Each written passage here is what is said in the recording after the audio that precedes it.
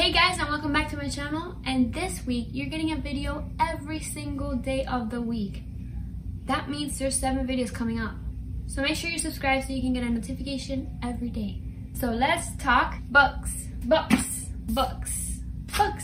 The first video on our 7-day booktube challenge is what I read this month, February, March, April edition. I was hit by a big reading slump this month, or since end of February I got hit really bad, but thankfully it has left. I am back on the reading track. I may do what I read this month in May because I've already read like 3 books in May, so fingers crossed. And here we go.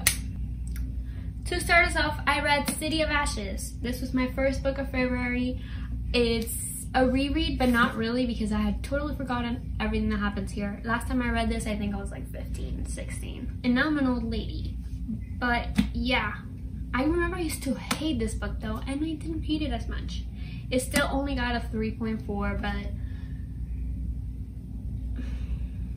it's not as bad as I remember. And I think mainly it was because of all the Malik.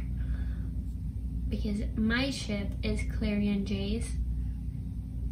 Scandalous, and you know in this book that doesn't happen, so of course I followed it up with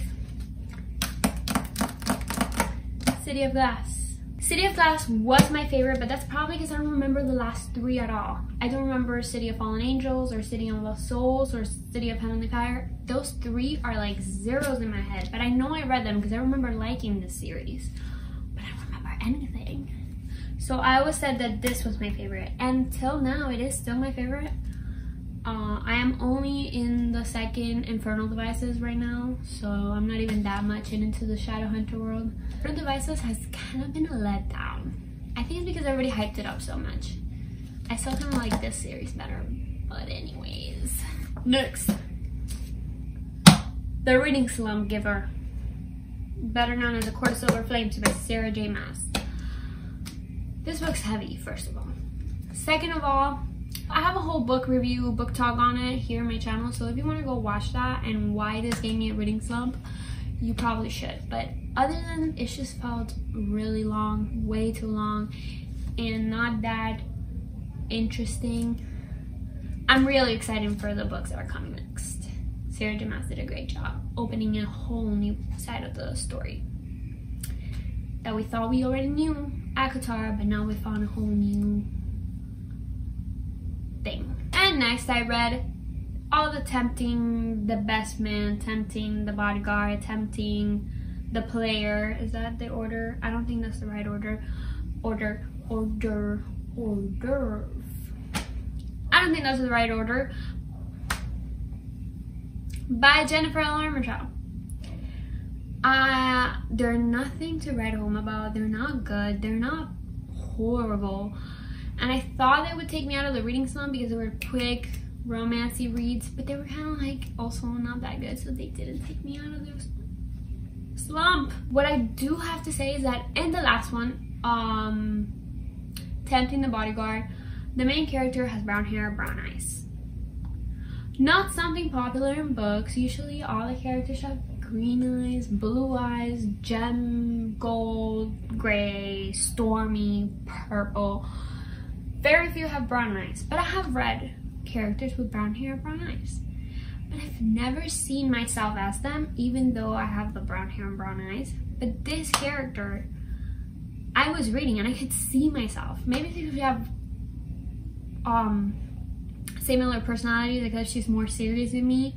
We're both really sarcastic, and we're both very not into romance, and we look alike. It's weird. I could see myself in the book, and the main character was not bad looking, so it wasn't a horrible thing, but still it was weird a little bit. And that's the only thing I read in March. But then in April I picked up another JLA book, Crown of Gilded Bones. Also have a book talk on it because this book did what ACOTAR's Court of Silver Flames couldn't do. This book got me out of reading slump. Let's celebrate, good times come on, let's celebrate. It got me out of reading slump. Since reading this, I have read 3 books in 3 days, and I am on my 4th right now. And I'm so happy. And last but not least, I read Daughter of the Pirate King and Daughter of the Siren Queen to close April. I had no plans to read this. It was not on my TBR. I don't own them. But then my book club and I decided to pick this one up. So I requested in my library. They gave it to me, and then I had to read the second one. So I requested the second one, which thankfully had no waiting time. The first one had some waiting time. And I read them in 2 days. They went super quick, they were super fun, and it really shows you that you can't judge an author by one book. Because I had read by Trisha Levenseller, A Shadow Between Us, and I was not the biggest fan of Shadow Between Us. So I was like, why would I read another book by her?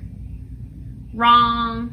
The only complaint I have is the romance.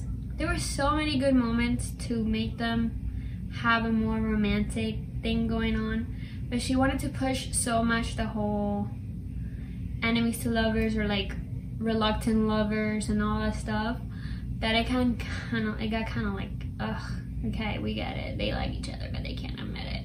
These 2 books are solid 4 out of 5 stars. Good, short and fun, lacking romance, and that's it. Okay. And that's it for the books I read this month. Thank you so much for watching, guys. If you like this video, make sure to give it a thumbs up. If you want to see more, make sure to subscribe. Make sure to comment down below what you read February, March, and April, or what you're reading now. I'm reading Ember of Night by Molly E. Lee. Some days are hell, some days hell finds you. Just pick it up. I highly recommend it. High five.